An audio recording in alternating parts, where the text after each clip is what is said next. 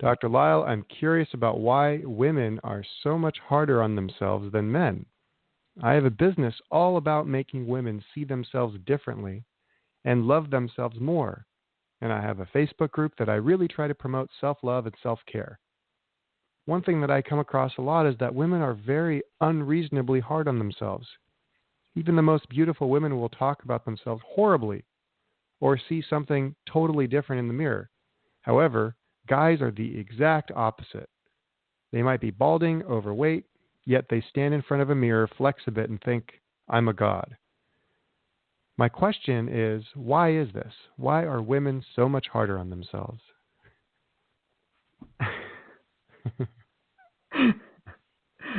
Oh, my God. All right. First of all, this is ludicrous. So the lady says that she has a business that is to do this. Okay, well, that tells us, and she's got a Facebook group, etc.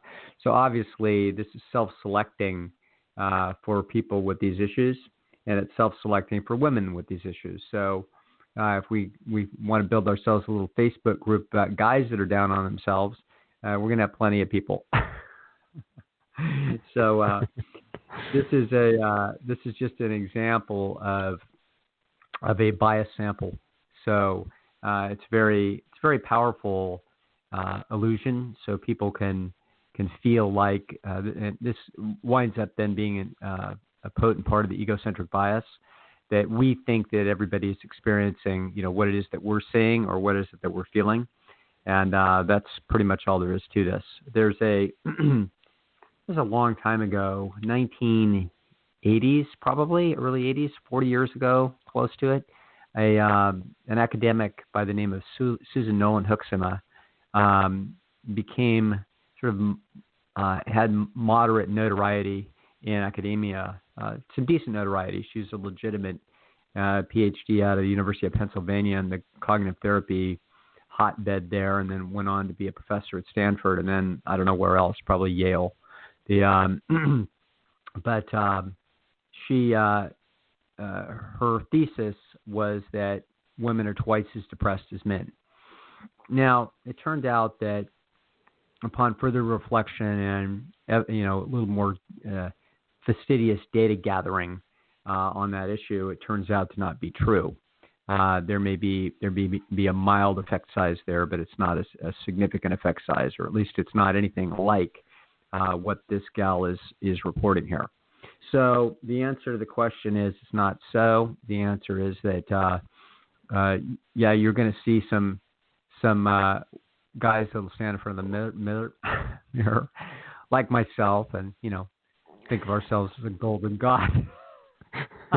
Well, Dr. Lisle, I've seen some merchandise with your face on it, and apparently there's socks, there's thongs, there's cups. I just used that phrase. We had a listener that recognized a few of my favorite lines have come out of the movie Almost Famous by Cameron Crowe, which is a movie I loved, and one of them was where the rock star is higher than a kite and he's standing on a roof in the Midwest with a crowd of small town people cheering him, and he says, "I'm a golden god."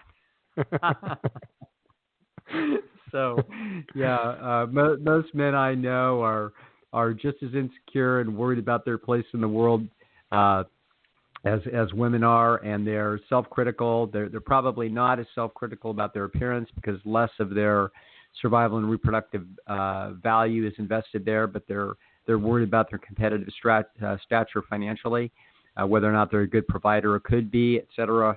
So different. You just have to look in the right place for human insecurities, and then you're not going to find anything too exciting when it comes to sex differences.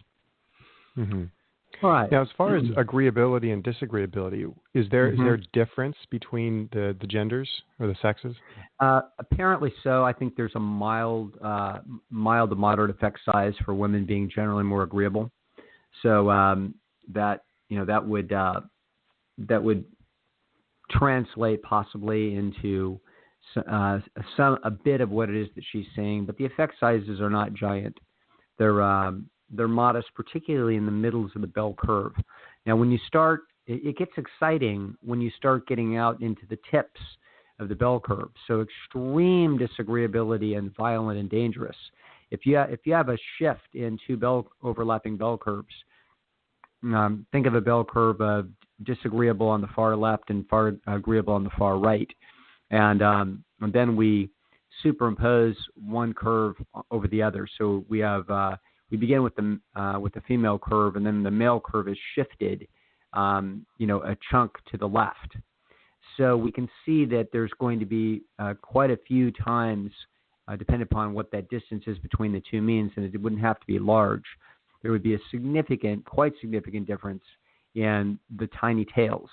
So we would expect there to be extremely disagreeable men being more common than extremely disagreeable females. And so, that's going to be true. However, towards the middle of the bell curve, those differences are going to be far less pronounced and far less noticeable.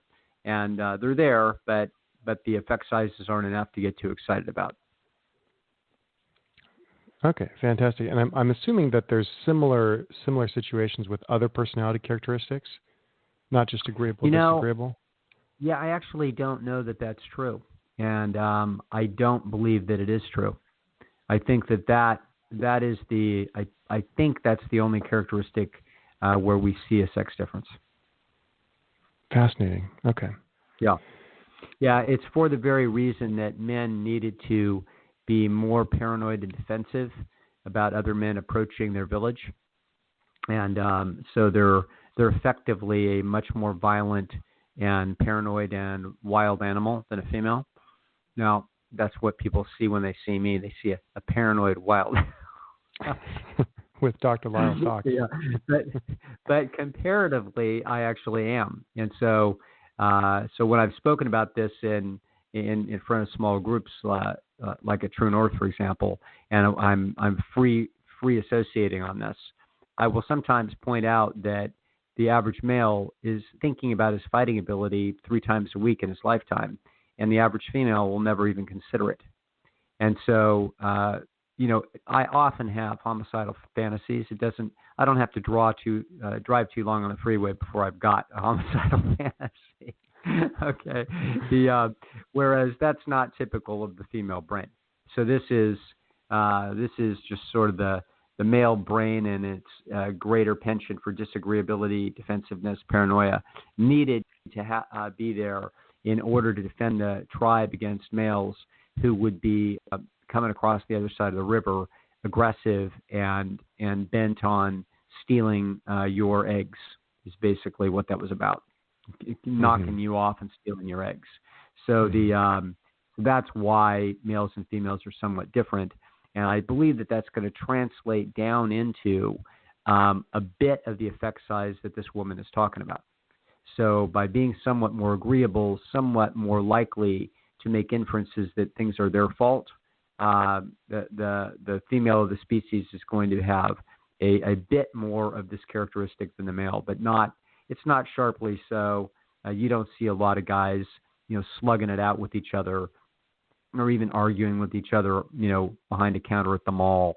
In other words, the male of this species is generally quite tame and therefore subject to the inferences that when something goes wrong, it's his fault, or in particular, if he gets turned down for a date, he thinks about what's wrong with him. He doesn't think, what's wrong with her? Now, is it possible that some men do think that way? Yes. And is it more likely that it's more testosteronized males and disagreeable males? Yes, it is. Okay.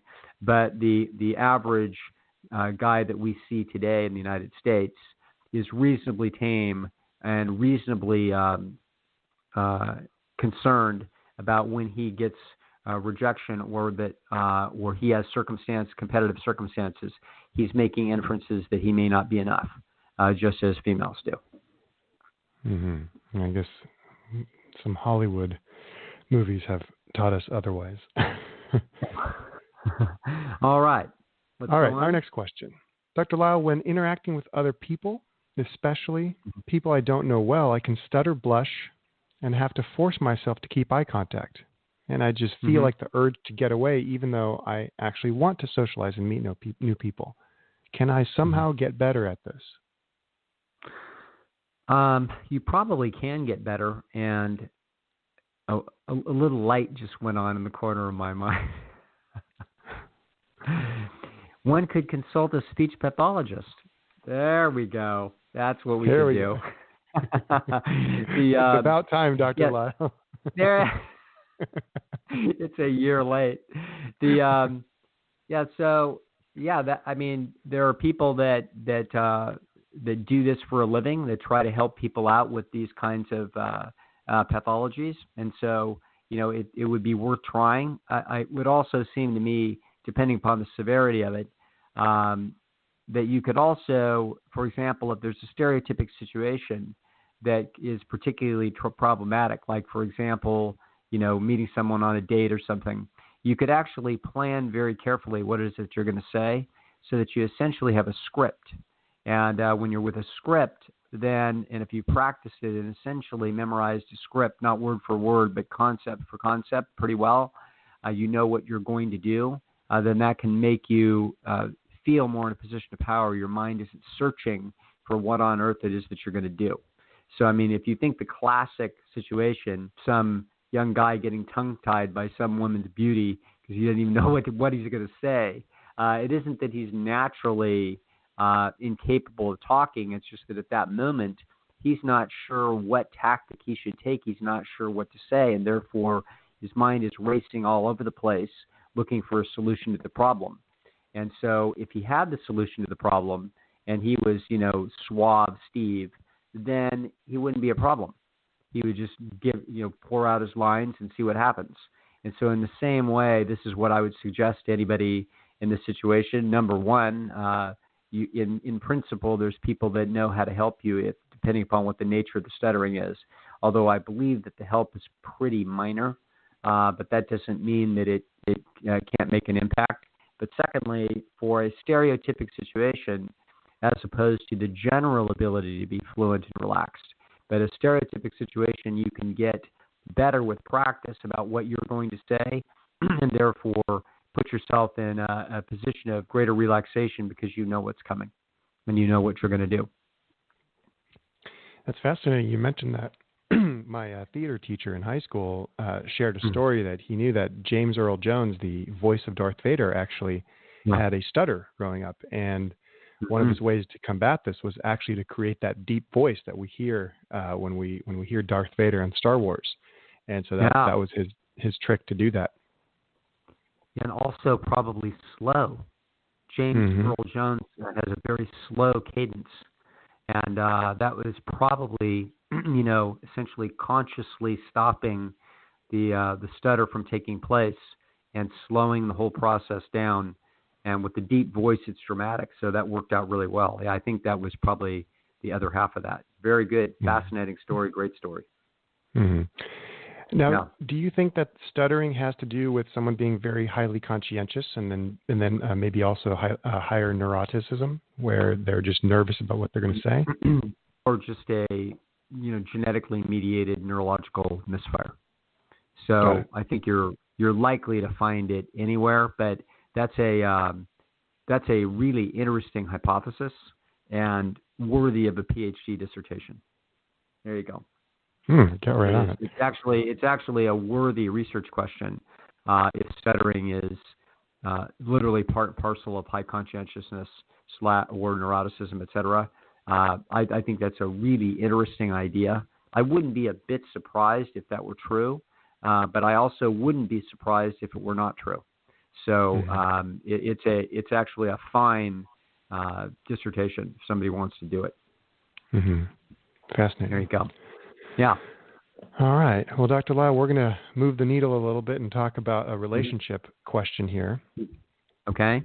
So this listener is asking, Dr. Lisle, how do I tell whether my partner's cold and critical behavior towards me is caused by him being highly disagreeable or that he's simply not that into me? Some backstory. I'm a fan of the podcast. I work in research, and I'm fascinated how you explain human psychology in a no-nonsense way. Finally, a theory that makes sense. I have listened to all the episodes, but I'm still not clear and was hoping you could provide some insight. My marriage of 10 years has gone from being madly in love to hardly being able to endure a weekend together. My husband's a stereotypical computer programmer, brilliantly smart, introverted, untidy, and sedentary. He's also highly disagreeable, hyper-conscientious, and easily gets agitated. He's always been like this, but as long as I made him and his needs the center of my world, everything was fine. I married him mainly for his brains. I felt super lucky to be with him. Now I'm 40. We have 2 kids. My husband's no longer priority number 1 in my life. I started to devote more time to my own career and friendships and to our own children. I started to voice my own opinions and preferences. I started investing in my looks, clothes, and makeup. And so with all these changes, the relationship started to crumble. He blames me for being selfish for ignoring him. I resent the fact that he has never given me flowers, not even on our wedding day, or when I born him a son. Early in our dating, he did give me a couple of expensive and practical gifts, a Swiss watch, a new smartphone. But as soon as we moved in together, all romance and special treatment stopped. So is he a disagreeable nut, or just not feeling that over-rewarded by having me? I'm probably a 6. He looks like a 5 now, but if he went to the gym and got a good haircut, he could be a 7. Well, big, important question. It's a kind of question that it's a similar question. There's literally, a billion people sitting in circumstances that have at least superficial similarities to this. And that is, what do we do when the relationship is no longer a generator of happiness? So this person is trying to, do an analysis here and trying to figure out essentially, is this trait or state? In other words, is this is this essentially as good as this guy can get, and that's just who he is, or in fact, is it part of the relationship dynamic where he could be better, but he's not motivated to be better, and he's not motivated to be better because how much he values me. And therefore, if that were true, could I do things that would cause him to value me more and thereby change his behavior and therefore recover a loving dynamic? Okay, so that's or alternatively, you can sort of see a flow chart here about what the various possibilities are. So the possibilities are that this is just who the dude is, and this is what you've got. Okay, and this is how it's going to be essentially forever because of who his personality is. Or it could be the case that it's because of how it is that he feels about you, and how he feels about you is either, number one, a fixed situation that's the result of simply his existing and likely to be a future assessment of you, independent of anything that you do about this. Or it could be that because of what it is that you do and how it is that you go about doing things, that he would actually change his assessment or his CV of you, have different feelings, thereby different behavior. So that's unless I'm mistaken, I think I pretty much have the landscape there. Now, when I hear things like this, I mean, I have so many different thoughts about it. So let me back up and think. Let me back up and speak broadly about human nature and the predicament that we find ourselves in. And we can do little thought experiments that would shed light on this. Let's suppose that these people either had or lived in a time when their net disposable income each was $150,000 a year. Let's just suppose that that's where they were. Okay, so that would mean, and this, after taxes. Okay, so that would mean that she could move a mile away, set up a house in a very nice suburban home, and want for absolutely nothing, as could he. And each of them would be well enough financially enough that if they had a partner come into their lives, they would be more than a full partner for any new people. that they would never be looking for any financial help from a mate because they wouldn't need it. Okay. So in other words, we take financial issues entirely out of the equation, 100%. Now that's an interesting scenario. So if we were to do that, what would the decision making be on the part of these people? Now, I believe that the decision making would be, what the hell are we doing here? Okay, why are we continuing to suffer? The kids can be perfectly happy have some agreement where they see one parent at one point and another parent at another, and there's no reason why anybody needs to go to Hong Kong for a job. In other words, if people could stay close by and the children could grow up with both parents as parents, then there's no reason why two people where there is such acrimony need to be living under the same roof and pretending to have a relationship. Now, how do I know what this relationship is? For all we know, they're having great sex 5 times a week, and what she's talking about is sort of other issues off to the side. Not likely. Okay, so the first question I'm trying to figure out from people is, how happy are you? And if there's not a great deal of happiness in the situation, I'm trying to figure out, when did it go wrong? Did it go wrong recently when somebody, lost a big job or had a terrible accident? Now they're in acute pain. And the last 3 years when they had the onset of an addiction, what's the issue? And it sounds to me like it started out good, as love relationships do. And then it sounds to me like there's been a fairly long process by which it's been pretty miserable. Now, obviously, these people are not in trouble financially. This guy's intelligent, successful, and I don't know what that she does, but nobody's starving here. However, it's unlikely that finances aren't influencing people's decision-making. Now, that's not naughty for you to have finances influencing your decision-making. It's just interesting. So that often people, in looking at relationships and giving relationships advice and the authorities on the subject, will stick their heads in the sand like a bunch of ostriches and acting like financial considerations are not first and foremost in keeping relationships together that are not happy. They are very impactful on that decision-making. And it's not surprising that they would be. Financial issues, the very nature of the organism is one that's designed by nature to seek resources. And therefore, resources in principle are essentially always the organism is in a state of chronic deprivation. That's just the state of the system.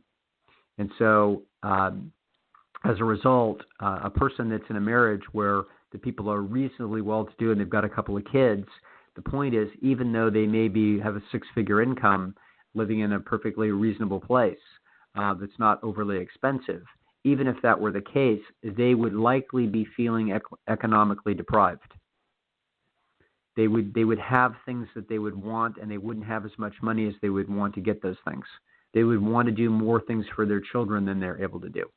This maybe not much. It's not bothering them a lot if they're in pretty good shape, but there it is, nagging at the corners of their psychology. That's because that's the nature of the organism.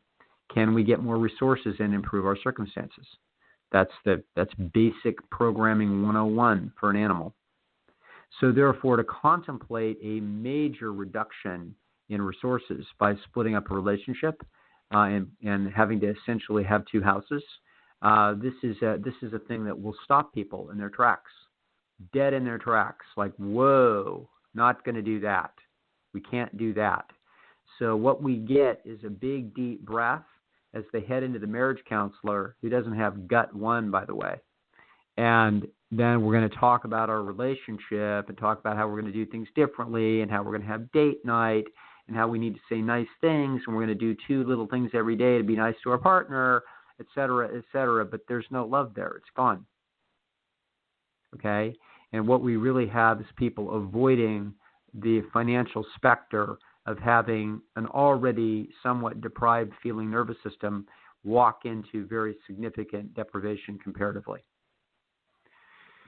So I don't know that that's the situation here, but that's the situation in several million marriages in the United States right this second, tens of millions probably.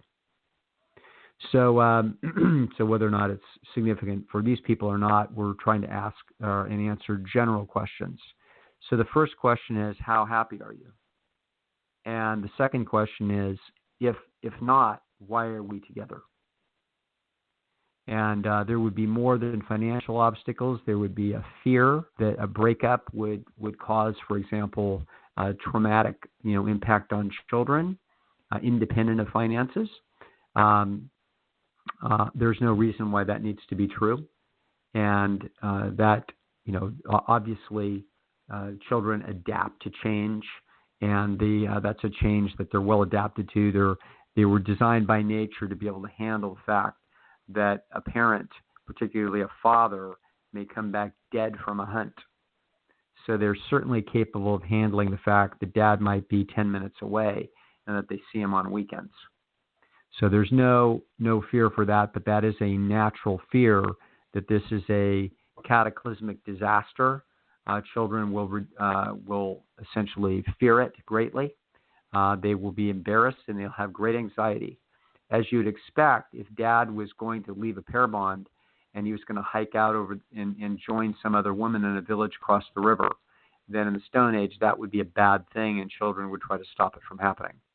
And our children will try to stop that from happening if they can, by squealing loud and indicating a great deal of distress, which will pull on the heartstrings of any reasonable parent and keep those parents, tied together as a result of worrying about the anxiety that the children would face actually answering a call from forgotten ancestors, telling them that they better raise hell if that pair bond's breaking up.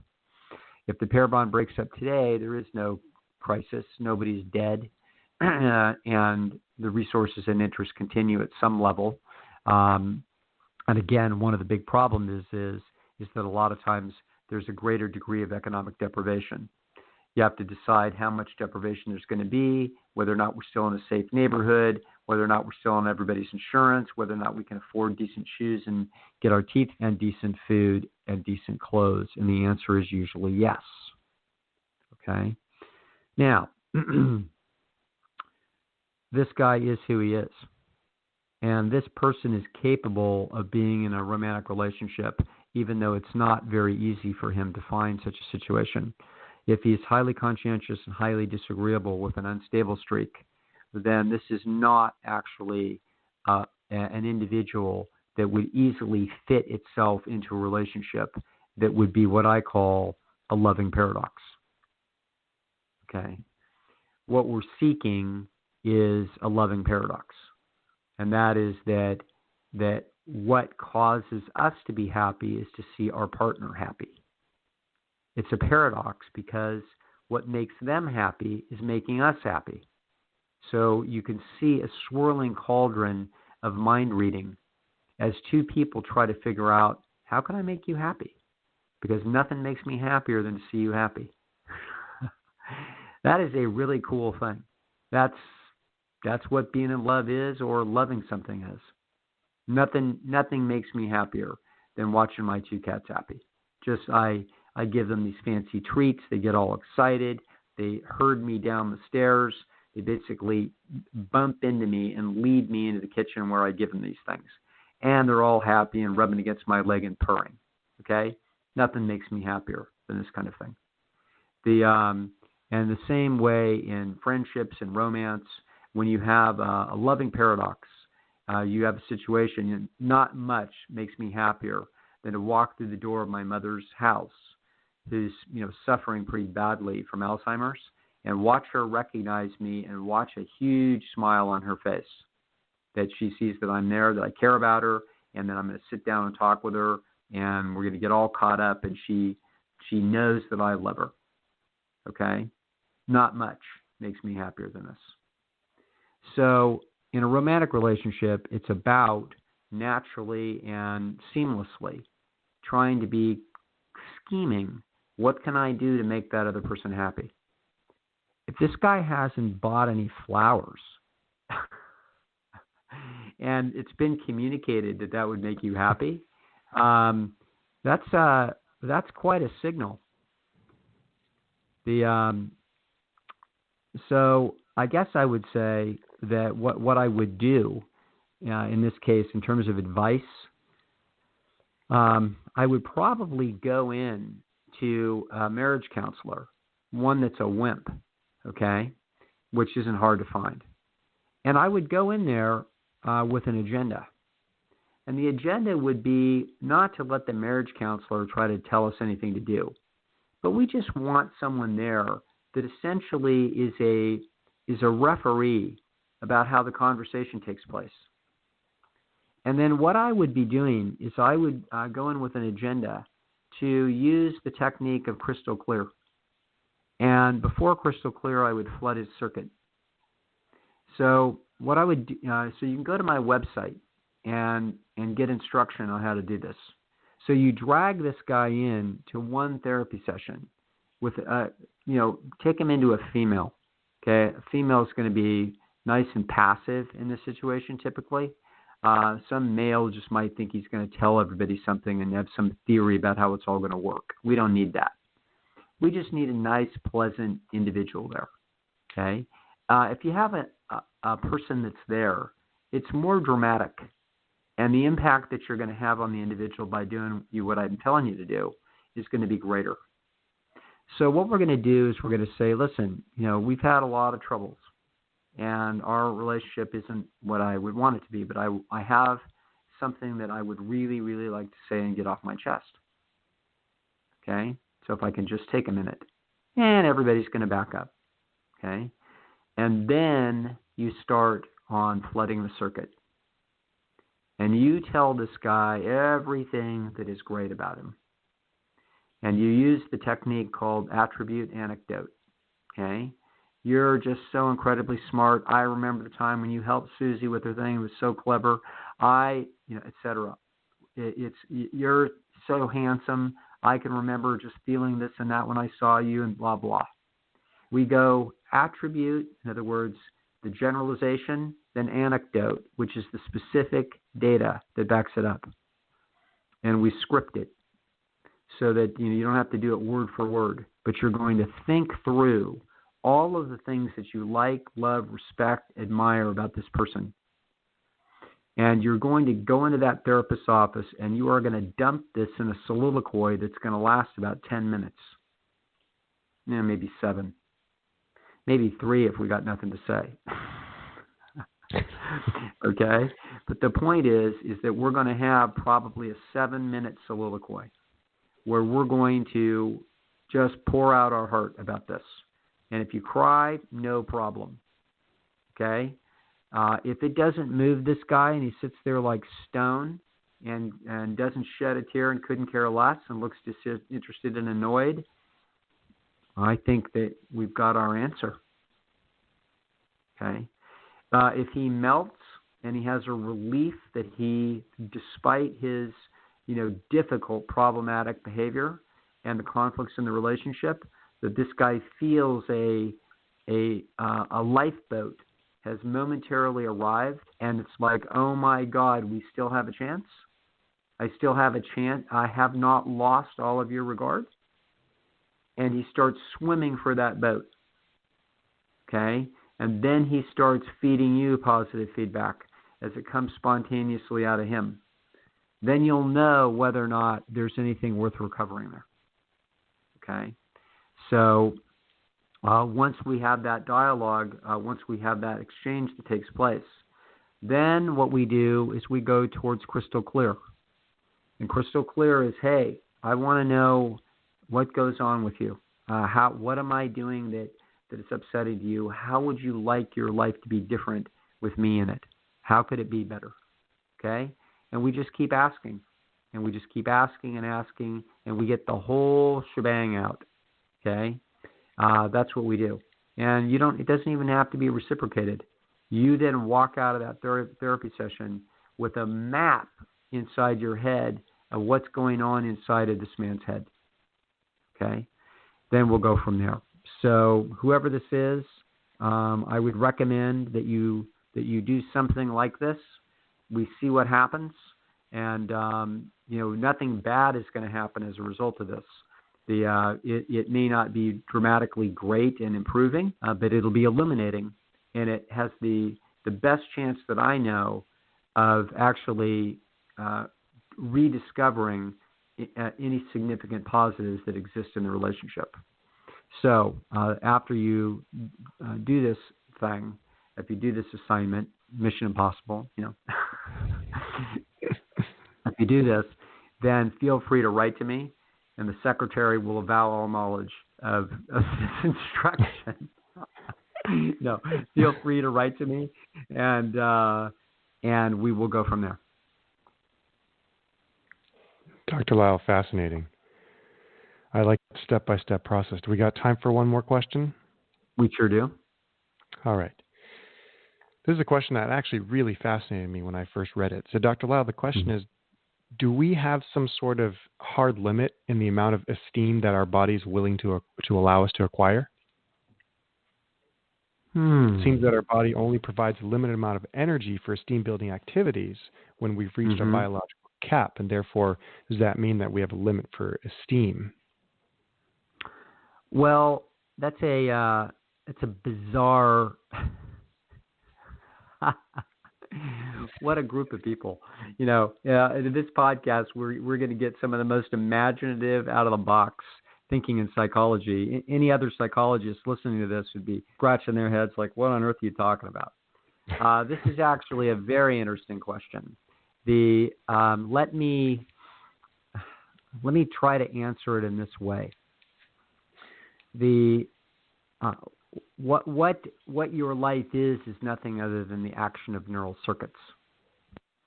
So your life is 100% of the experience of your life is simply nothing other than neurological action. And so there's other things happening in your life right now, like there's your kidneys are filtering sodium, but you don't know this. You have no knowledge of this. There's all kinds of things happening to you of which you have no knowledge. But your life experience is nothing other than the activation of neurons. Now, you have neurons monitoring all kinds of different things. How much, what the sphincter around your bladder is thinking of right now. You've got your hypothalamus is monitoring all kinds of things in your body, including a hunger drive. Temperature regulation, your knowledge of where it is that you are in space relative to geopolitical problems, etc. All kinds of action in that brain.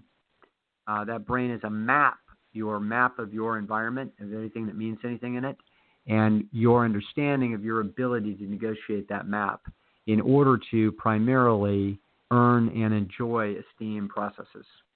Now, is there a limit to how much esteem that you can get? Well, of course, there's a theoretical limit. And so the theoretical limit would be the individual who is the most valuable individual in the world to every creature with a nervous system, i.e. God. Okay, that is in theory the entity that has the maximum amount of possible esteem. So the more reasonable question for humans would be, is there a limit to the esteem that I can earn, and is there a limit to the amount of activation of esteem circuits? Is really probably the most important question. Now, the thing is that just as when you've slept satiety, you're done sleeping and you can't sleep anymore. And just as if you take a breath and it's sufficient, then you don't want more. You don't want an extra 30% oxygen in your lungs. You've got the right amount.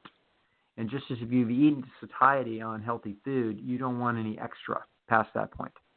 So it's going to be the case that our esteem-seeking mechanisms and are essentially a homeostatic, your motivational system is a complicated multidimensional matrix of all of the things associated in your life with respect to survival and reproductive problems. So you are inherently limited in the esteem that you can seek, because you've only got so much time and energy. You've only got so many potential targets. If you get esteem from your cat, I can't also get esteem from the rat that the cat is chasing. Okay, at the same time. Okay, there's inherent conflicts. If you're dating two girls at the same time, and it turns out that they're pretty good friends, sooner or later we're in trouble, and you can't get maximum esteem from both of them at the same time. The real question is that you don't want all of the esteem in the world. What you want is you want to optimize the firing of the neural circuits of the esteem mechanism. That means that there's going to be, just as there's enough oxygen at a certain point, just as if there's enough sleep at a certain point, just as enough temperature being appropriate at a certain point, there's a certain point when our esteem circuits are satiated. Now, that doesn't mean that they couldn't be hyperactivated by put in front of a crowd like Forrest Gump and have 500,000 people cheer for you and they don't even know why. It would be kind of thrilling, okay, to have that be a bizarre experience. That'd be a supernormal stimuli. But for all practical purposes, what counts is earning and receiving esteem in the right way from the people that matter, in an amount that suffices the system. So generally, one friend isn't enough, because that won't suffice the mechanism. It's like being, it's good. It's like putting a jacket on when it's 32 degrees, but it's not quite enough jacket because we're still in bare feet. So now if we get another friend, now we got some shoes on. Then we got another friend, we got some pants on. Then we got another friend, we got a hat. And then we got another friend with earmuffs. And so now we feel more insulated against the problems of the world, and we feel satiated with respect to that problem. If we find one great romantic partner, then it's likely that for most people, one at a time will suffice the circuits. Not all people, but for most people, if they find an exceptionally deep relationship where the friendship is tremendous, where they have such a commonality of values, and they find each other both very attractive, that generally will suffice the system at least for a time, if not indefinitely, if we're lucky. And then finally, of course, in trade, you don't need to have all the candy in the store. Okay, so by the time your appointment book is filled, or whether or not you feel like you've got an excellent job and you're being well paid, and you're getting good feedback, your nervous system essentially is sufficed. So so the question is sort of theoretically interesting, but for practical purposes, what we're looking for is sufficing evidence that we've done a good job in terms of getting it, what it is that we want and what is it that we believe we deserve from the marketplace across those three esteem domains. To the extent that we feel like we are short there, then we're going to feel motivated to get more. Now, it's going to be the case that, as I said, for resources in general, you're going to find that most of the time, the state of the organism is, I want a little more. Okay? Not always. So just as there's times when you feel like you've slept enough, and there's times when you feel like you've eaten enough, there's times when you feel like you have enough. And people very much seek that feeling, for example, in romance, particularly. Just one really good one, and I'm done. I don't think you can do better than that. I think that is the maximum amount of esteem experience that you're able to have. All right? Fascinating. Yeah, so it seems like for food-wise, we always want to get more food and we store it as insurance. For resources, Mm-hmm. we have money and bank accounts nowadays. Mm-hmm. Is there essentially an insurance for esteem that we can store up for periods of scarcity? Well, not really. In other words, esteem is effectively perishable. So you certainly do store it, in other words, in the amount that you've earned it, because people are running cost benefit on you relative to your competitors. And so they're watching your behavior as a trend indicator to find out what the CB looks like now. So, all things being equal, that the person that you already know, and you already know what the CB is, and if you like them, and because it's a good CB, and you've selected them into your coalition, that person has an incumbent's advantage over any new person. Now, this also obviously depends upon how open to experience you are.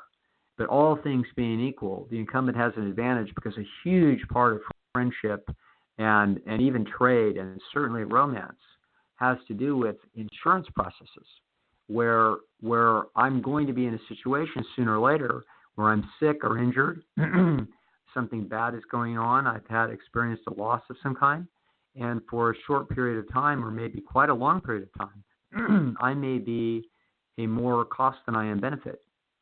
Now, I have stored esteem inside your head if I have come through for you when you're in trouble, when many times that I had to pony up more cost than I was getting benefit. Okay, so that is the way you store esteem, is through essentially indications that you are reading that the other person was worth it even when their costs were higher than their benefit. I.e., you believed in them, and you insured them, and you didn't abandon them when the CB suddenly tipped a little bit into the higher C than B. So that's insurance. And insurance in human affairs fundamentally comes down to liking and love. That's what it is. Okay. Now, so that's the storage process of esteem, but it is inherently perishable. In other words, the person is continuing unconsciously to run a CB on you. They can't help it. And so you are always in the process of earning and re-earning the esteem through your behavior. Okay? Mm-hmm. So yes, you've got some stored up, but there's a limit to it. So it's a pie in the sky notion of, I'm going to honor, love, and respect you, till death do us apart. Well, these are two pretty good people we heard about tonight. Highly intelligent, competent people that loved each other greatly and had kids together, and now that's not happening. And there's no crisis. Okay, there's no huge crisis that disrupted the cost-benefit equation in either one of them. What happened simply was, over time, the CB just tipped a little bit where the C was bigger than the B on one person's part, and they quit signaling to the other one that they were valuable. And when that signal stops, then suddenly you get from the other side, you start to realize, wait a minute, if you don't value me, then you become less valuable to me. And we begin a cycle, essentially a negative cycle of negative reinforcement. So we have I forget what I call that, Nathan. What do I call that? Vicious cycle. Vicious cycle, yeah. Vicious cycle versus a virtuous cycle. That's right. We start a vicious cycle there of essentially esteem chiseling and cost reduction in order to get our CB in that situation a little bit better. And we wind up with a vicious cycle that winds up being essentially nothing positive getting pushed across the table. So we wind up in exactly the opposite situation of a loving paradox, literally 180 degrees opposite.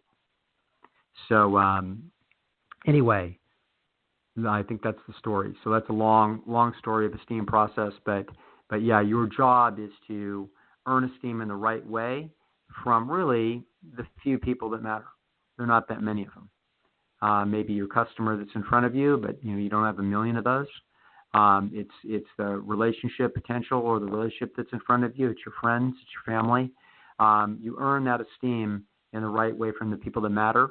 And if you're not getting sufficing feedback, then we look hard at those relationships and figure out whether or not we can make a better move and earn esteem somewhere else with somebody that gives us a better trade.